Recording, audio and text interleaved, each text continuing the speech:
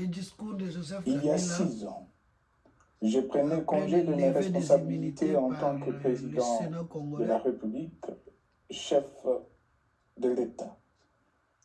Et fait inédit dans notre pays, en près de 60 ans d'indépendance. J'ai passé pacifiquement la main à un nouveau chef d'État. Depuis lors, je m'étais imposé un strict devoir de réserve, y compris quand je fais l'objet, directement ou par mes proches interposés, de provocation, de déni de droit, d'humiliation, d'imputations dommageables et d'autres multiples atteintes à ma dignité. D'abord, parce que je suis convaincu que le temps est le meilleur allié de la vérité, un antidote lent mais puissant contre le venin du mensonge et de la délation.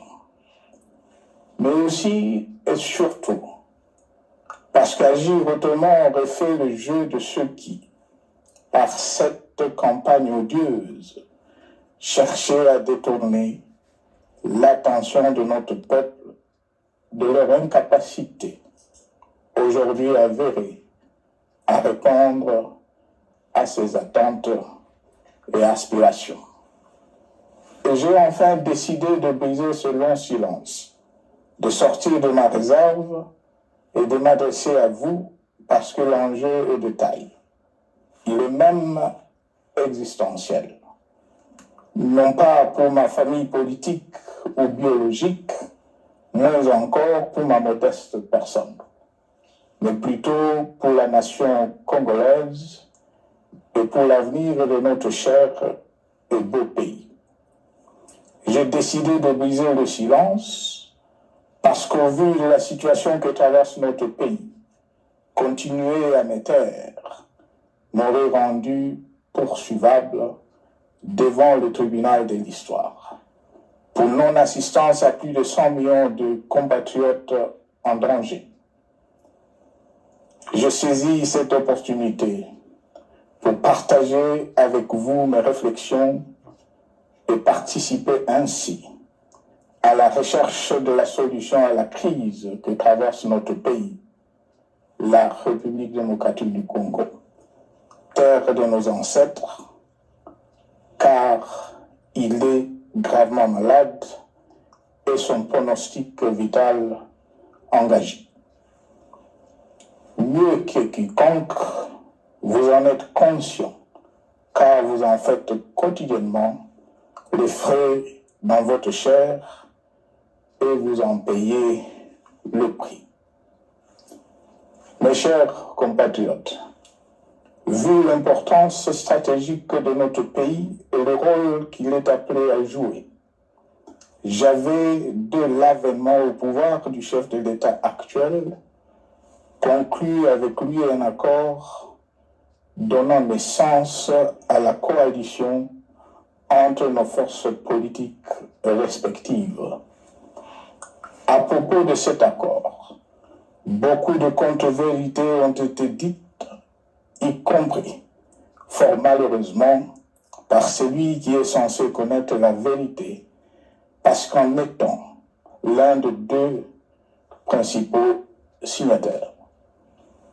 En attendant qu'au moment opportun, la vérité soit rétablie, preuve irréfutable à l'appui, permettez-moi pour l'instant d'affirmer qu'en ce qui me concerne, la conclusion de cet accord n'avait pour seule motivation que l'intérêt supérieur de la nation. Par cet accord de mutualisation de forces, j'entendais en effet permettre à mon successeur d'exercer dans la direction des affaires de l'État plus de pouvoir effectif que ce que la faible représentation de sa famille politique au sein de la nouvelle Assemblée nationale était en droit de lui conférer. Je voulais par ailleurs faciliter le fonctionnement harmonieux des institutions et éviter à la nation, comme à notre jeune démocratie, d'éventuelles crises politiques qui leur auraient été fatales. Cette première alternance pacifique et civilisée à la tête du pays avait suscité d'autant plus d'espoir qu'en janvier 2019, notre pays se trouvait en bien meilleur état qu'au moment de ma propre accession à la magistrature suprême en janvier 2001.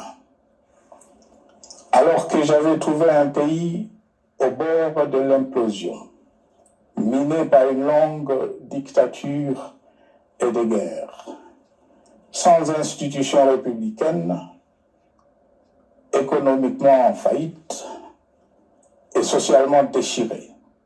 Bref, un pays dont l'incertitude de lendemain menaçait la stabilité de toute la région.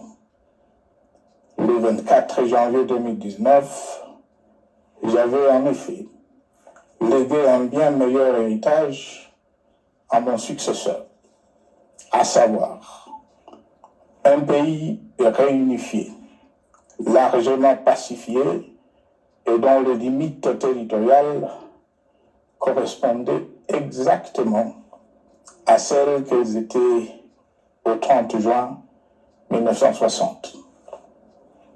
Une nation reconstituée, réconciliée et fière de sa diversité.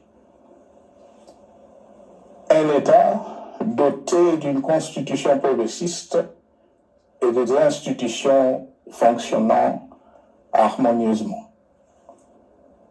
Une économie dynamique et résiliente et débarrassée du fardeau de la dette hérité du régime antérieur, du fait de multiples réformes structurelles engagées.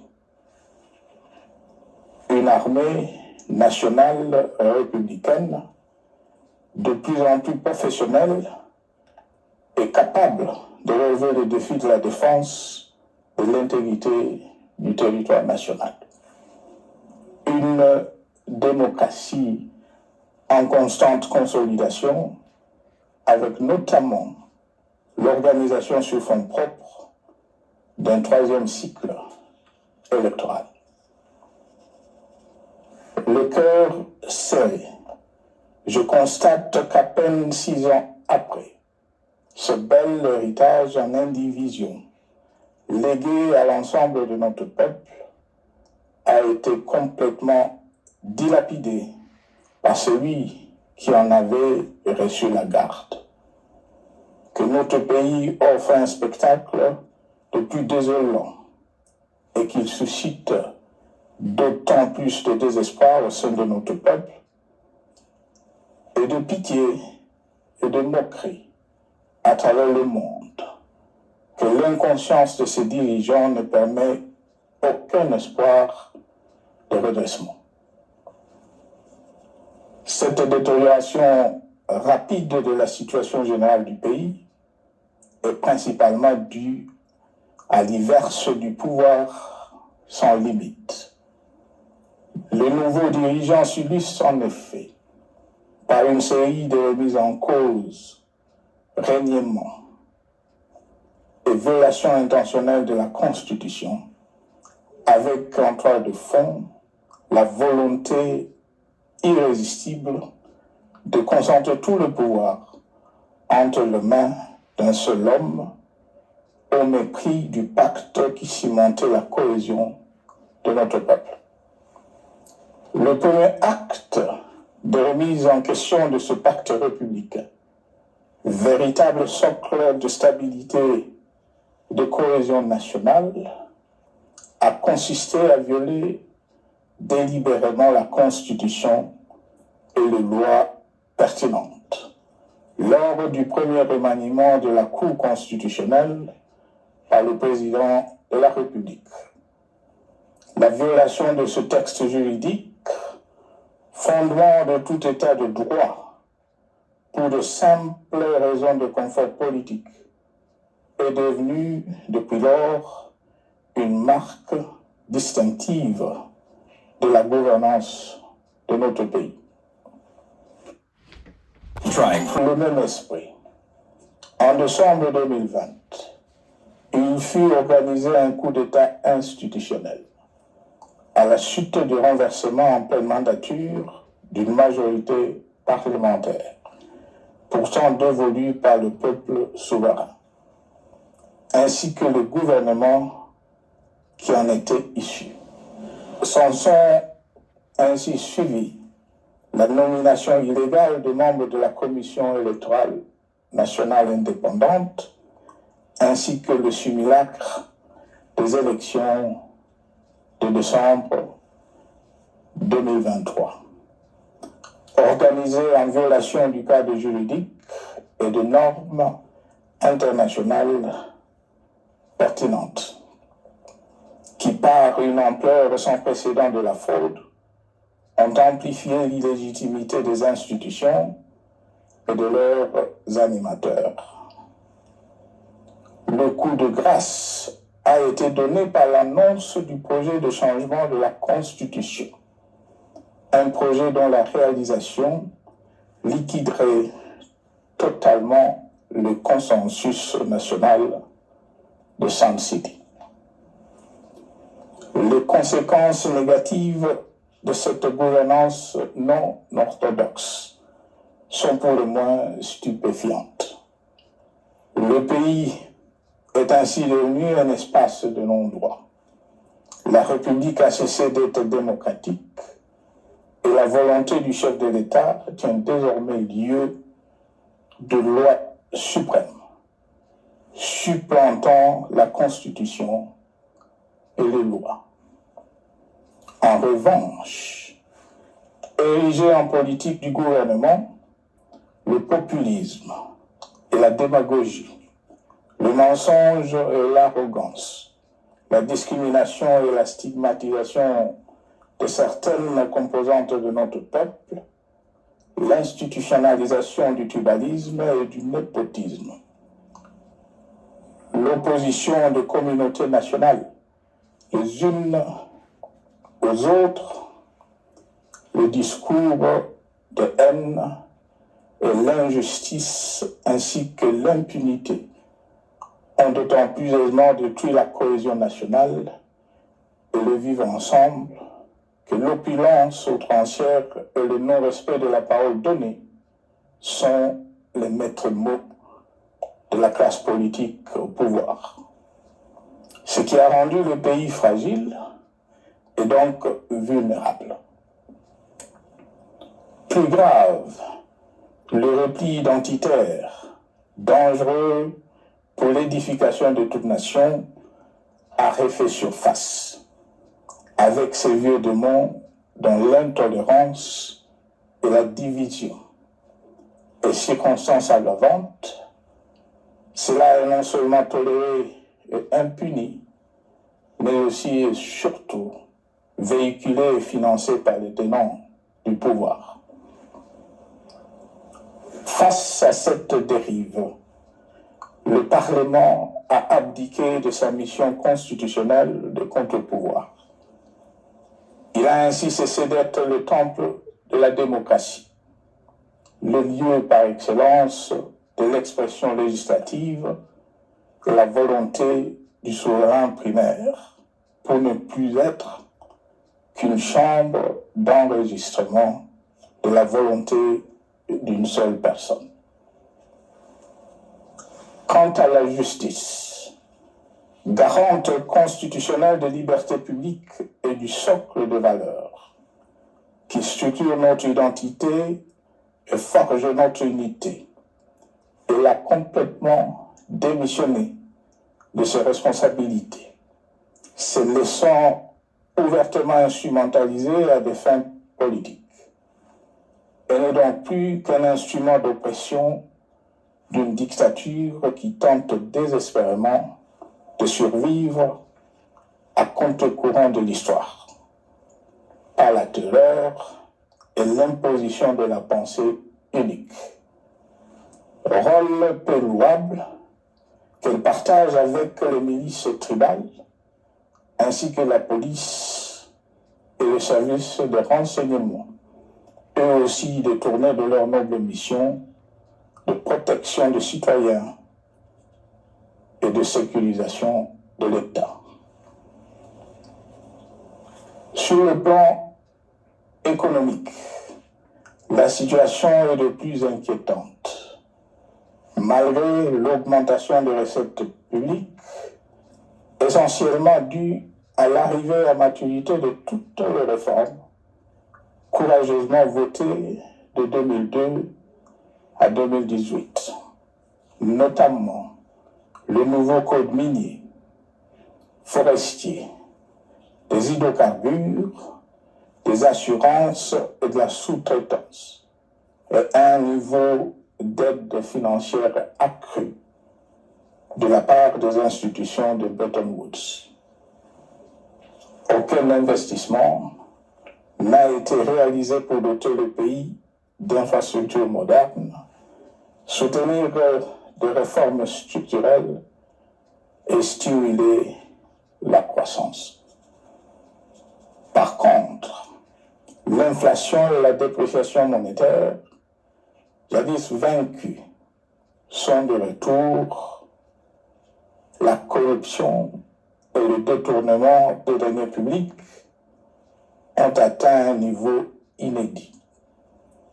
Et l'endettement public que nous avions maîtrisé de 2010 a de nouveau grimpé en flèche, dépassant la barre de 10 milliards de dollars et suscitant des inquiétudes légitimes quant à la solvabilité à moyen et long terme du pays.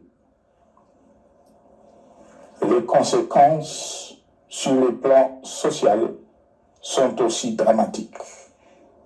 Aggravation du chômage, accumulation des arriérés des salaires des agents de l'État, baisse drastique du niveau de vie de la population et recrudescence du banditisme urbain, de l'exode rural et de la famine dans un nombre croissant de provinces.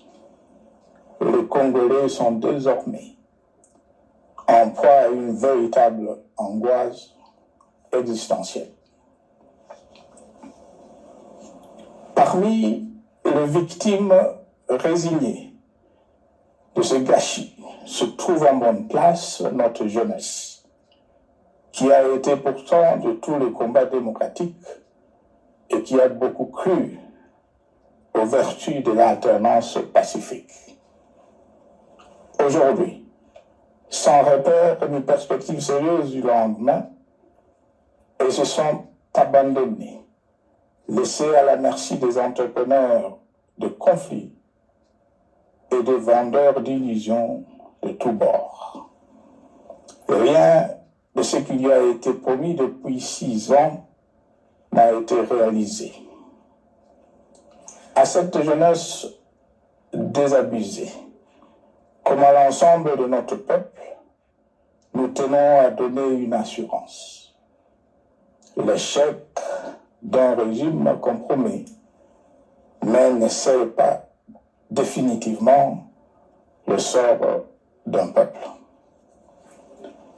Mes chers compatriotes, s'agissant de la situation sécuritaire, dans les grandes agglomérations comme dans nos campagnes, elle est partout plus que préoccupante. C'est le cas notamment au nord Kivu, au sud Kivu, en Ituri, au Maniema, au Tanganyika, au Katanga et au Maïndombe, province pourtant voisine de Kinshasa, capitale du pays et siège des institutions. Le sang de nos compatriotes civils et militaires, valeureux officiers et soldats de rang, mais aussi députés, éminents membres de la société civile ou des partis politiques, a ainsi abondamment et gratuitement coulé. du fait de l'intolérance, du cynisme, voire pire, d'un terrorisme d'État, pratiqué dans un seul et unique dessein, l'abus du pouvoir pour le pouvoir. C'est le cas, entre autres, des sons de plusieurs centaines de détenus du centre pénitentiaire et rééducation de Makala, sauvagement abattus dans la nuit du 1er au 2 septembre 2024, victimes sans défense d'un crime incontestable contre l'humanité, à ce jour resté impuni. Il en est de même des membres de la secte mystico-religieuse Wazalendo de Goma, de jeunes de la jeune AFEC à Lubumbashi et du massacre des adeptes de l'église Mbidi à Kilwa. Cette déliquescence de la situation sécuritaire est due à la mauvaise gouvernance du pays, qui dans ce secteur est aujourd'hui caractérisé par une formation militaire bâclée, des recrutements et mises en place ethniquement motivés, ainsi que par l'emprisonnement sans jugement, aussi bien de plusieurs militaires et officiers de haut rang que des agents de l'ordre et de sécurité, majoritairement swahiliphones. Bien plus, à l'armée nationale, bouclier de la nation, instrument de préservation de l'indépendance nationale et de l'intégrité territoriale, il a été substitué de bandes de mercenaires, de groupes armés, de milices tribales et de forces armées étrangères, qui ont non seulement montré leurs limites, mais aussi enfoncé le pays dans un chaos indescriptible. L'État a ainsi perdu le monopole de la violence légitime en sous-traitant aux groupes armés, autrefois maîtrisés, le maintien de l'ordre public et de la tranquillité nationale. Et comme si cela ne suffisait pas, l'armée nationale est vilipendée, conspuée et tournée en dérision par les autorités qui n'assument jamais rien, alors qu'elles sont censées veiller à sa consolidation et à sa respectabilité. Pour les avoir formés, commandés et conduits au front, je connais nos soldats, bouc émissaires aujourd'hui de toutes les contre-performances enregistrées sur le champ de bataille. Ils ne sont pourtant pas intrinsèquement moins bons, moins nationalistes et moins loyaux. Ce qui a changé entre-temps, c'est la qualité du commandement et de leur prise en charge. Au niveau régional, le gouvernement a levé l'option désastreuse de se détourner de deux principaux instruments internationaux qui étaient à la base de l'architecture régionale de paix et de sécurité, laquelle avait permis la stabilité régionale que le président actuel avait trouvée lors de son accession au pouvoir, à savoir le pacte sur la sécurité, la stabilité et le développement dans la région de Grand Lac et l'accord cadre pour la paix, la sécurité et la coopération pour la République démocratique du Congo et la région. Plus grave encore, en faisant de forces négatives, le FDLR, ainsi que des centaines de groupes armés congolais, de supplétifs de forces armées de la République démocratique du Congo, le gouvernement a ouvert la voie à la régionalisation du conflit. avec des conséquences inévitables sur la stabilité de la région. Mes chers compatriotes, alors que sur le plan institutionnel, politique, économique et social, les fondamentaux avaient été établis et que le pays avait été placé sur la rampe de lancement, prêt à décoller. Nous voici, hélas, en un temps record, soit 6 ans, de nouveau case de barre. Seul d'un État failli, divisé, désintégré, au bord de l'implosion, inscrit en bonne place au palmarès de pays pauvres, le plus corrompu et très endetté. En atteste tout le rapport tant du Conseil de sécurité des Nations Unies que ceux sur l'indice de développement humain et sur la pauvreté. La crise qui déchire notre pays est donc profonde et multidimensionnelle. Sa solution doit être nécessairement globale.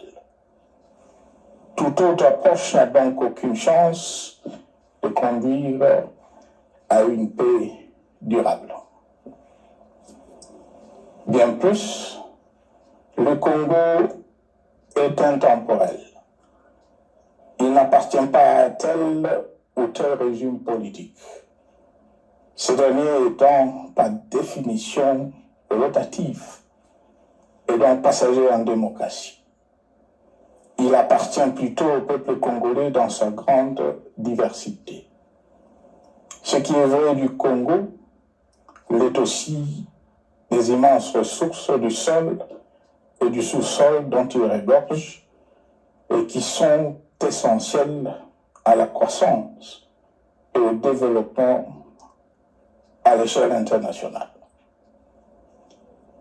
Que tous, au pays comme à travers le monde, en tiennent compte et qu'ils inscrivent leurs projets dans une perspective qui privilégie l'intérêt du Congo et des Congolais, plutôt que celui de ceux qui, à un moment ou à un autre, dirigent le pays.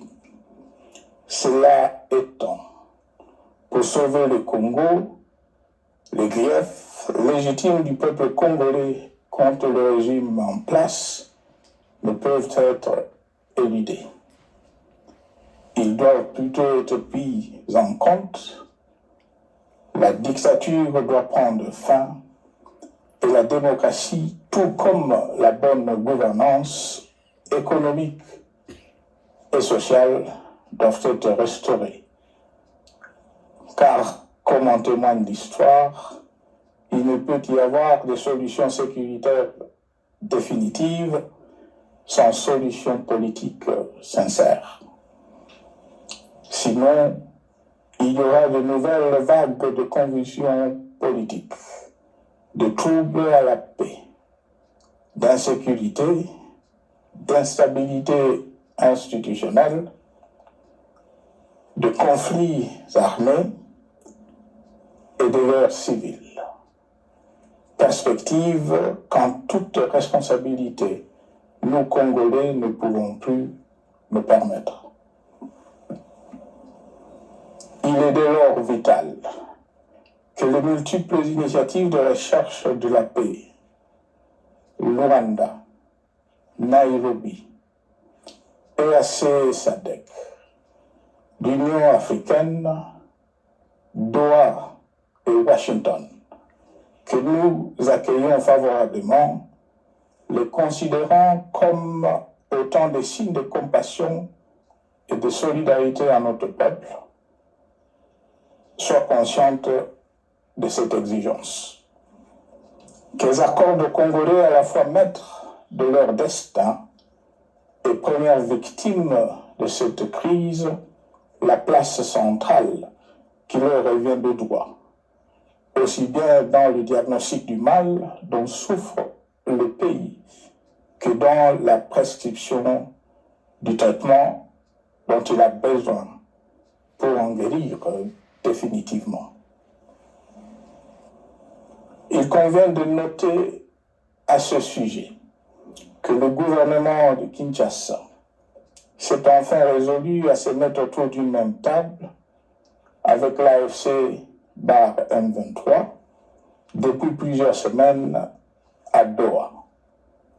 Même si, bizarrement, il continue à considérer comme un crime le fait que les autres Congolais se parlent entre eux.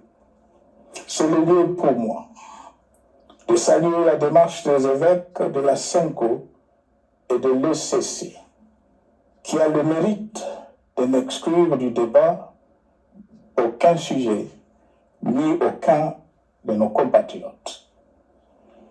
Sans être parfaite, cette initiative conjointe des Églises mérite le soutien et, si nécessaire, des enrichissements de la part de notre peuple.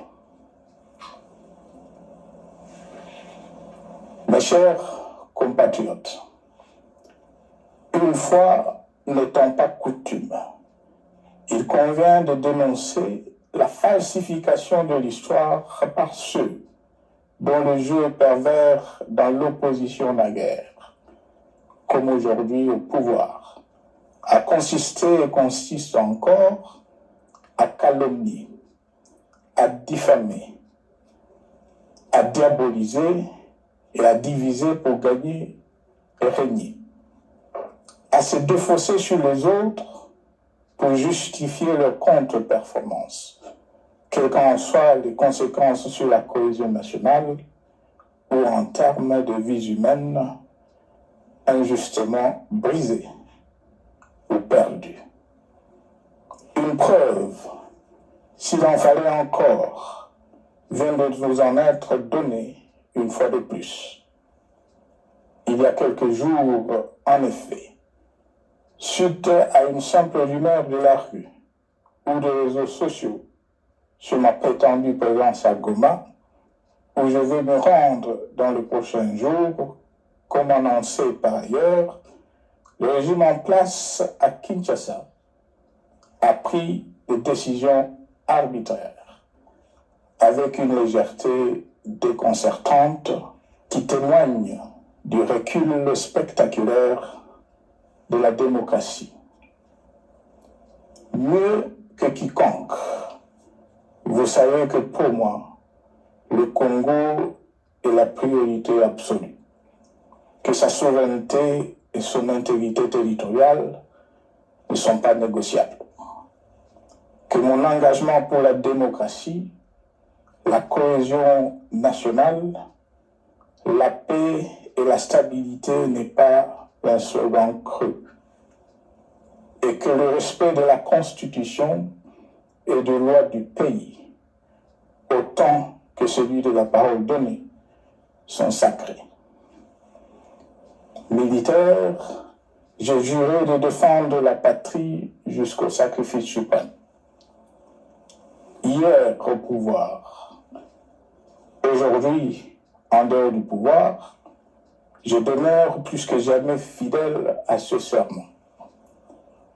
En ce moment où le pays est de nouveau divisé, appelé par le destin, j'ai le devoir d'œuvrer à la recherche de la paix et de contribuer à la reconstruction de notre pays qui se meurt.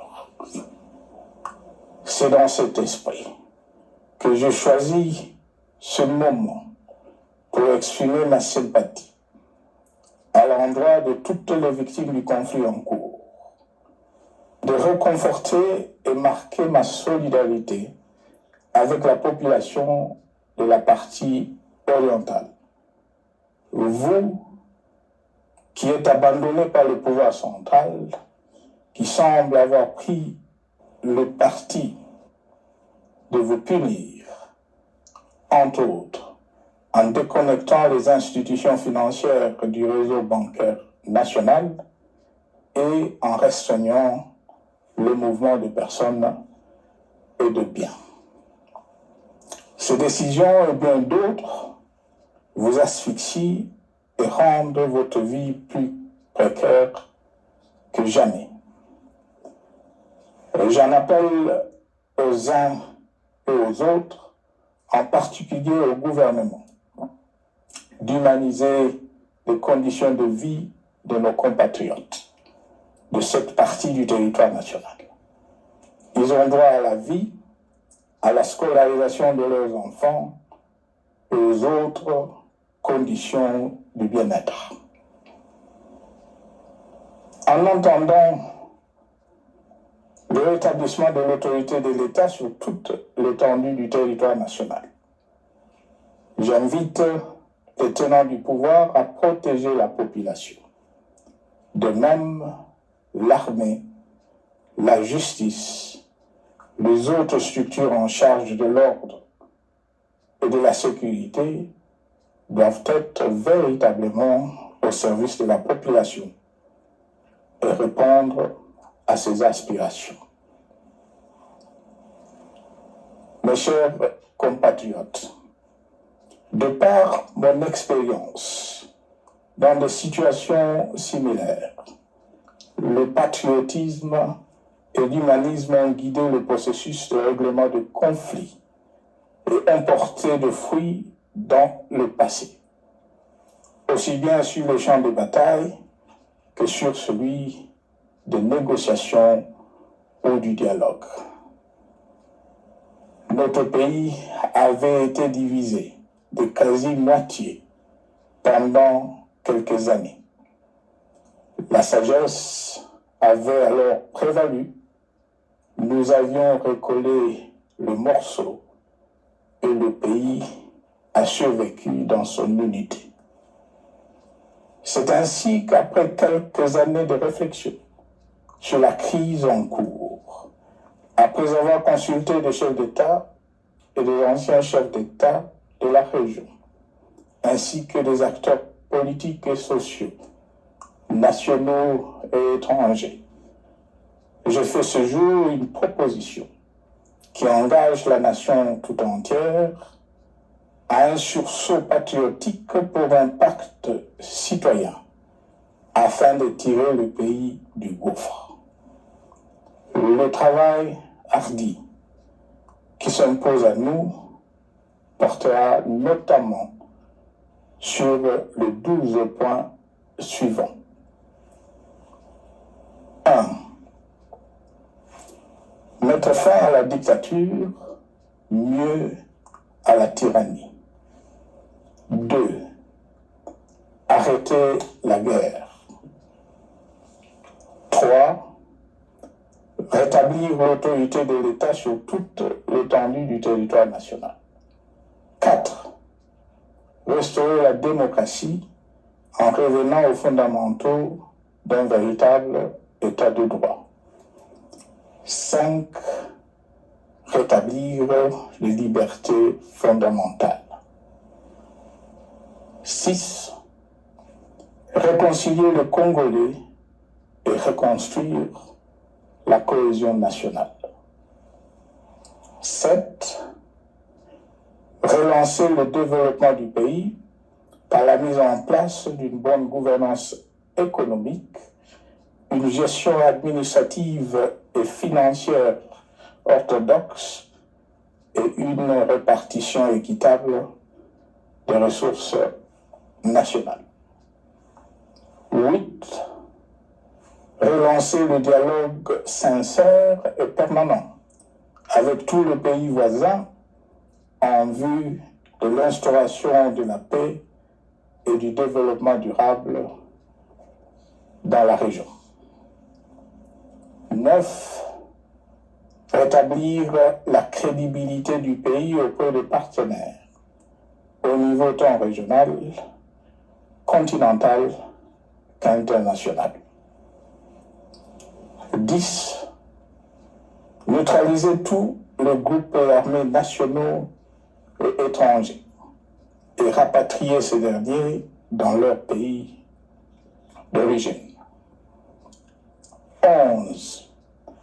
Mettre définitivement fin au recours et à l'utilisation des mercenaires, conformément à la Convention de l'Union africaine sur l'élimination du mercenariat en Afrique du 3 juillet 1977 et à la résolution des Nations Unies du 4 décembre 1989 portant sur la Convention internationale contre le recrutement, l'utilisation, le financement et l'instruction de mercenaires et rapatrier sans condition ceux qui sont déjà déployés sur le sol congolais.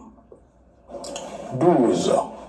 Ordonner le retrait sans délai de toutes les troupes étrangères du territoire national. À ce sujet, je salue la décision sage des pays de la SADC de retirer les troupes de la SAMI DRC de notre pays. Vu l'immensité de la tâche ainsi décrite, je lance un appel solennel à tous les Congolais, sans distinction de sexe, d'ethnie, d'âge, de classe sociale, de zone géographique ou d'appartenance politique, qui aiment passionnément le Congo, qui sont prêts à tous les sacrifices, qui adhèrent sans réserve au pacte républicain de Sun City et qui tiennent au respect de la Constitution du 18 février 2006, à se dire autour de ces objectifs. Il s'agit de la refondation de l'État et de l'édification d'un pays qui a perdu ses repères. Mobilisons-nous et mettons à profit tous les moyens à notre disposition pour restaurer l'unité nationale, sauver le Congo et préserver son indépendance. Car l'Afrique et le monde nous regardent. Mes chers compatriotes, le Congo vaut mieux que la caricature qu'en donnent ses dirigeants actuels. Le Congo mérite mieux que cette politique extérieure faite de jérémiades et de mendicité. J'ai donc la ferme conviction que le peuple congolais est capable, aujourd'hui comme en 1960, de vaincre le démon de la division, qu'il est capable aujourd'hui, comme au cours de la décennie 90, de vaincre la tyrannie et la tentation du pouvoir absolu, qu'il est capable aujourd'hui, comme en 2003, de prendre le dessus sur ce qui nous divise et de mettre fin à la violence armée qui oppose ses enfants. Pour y parvenir, chacun doit jouer sa partition. Je m'engage à jouer la mienne.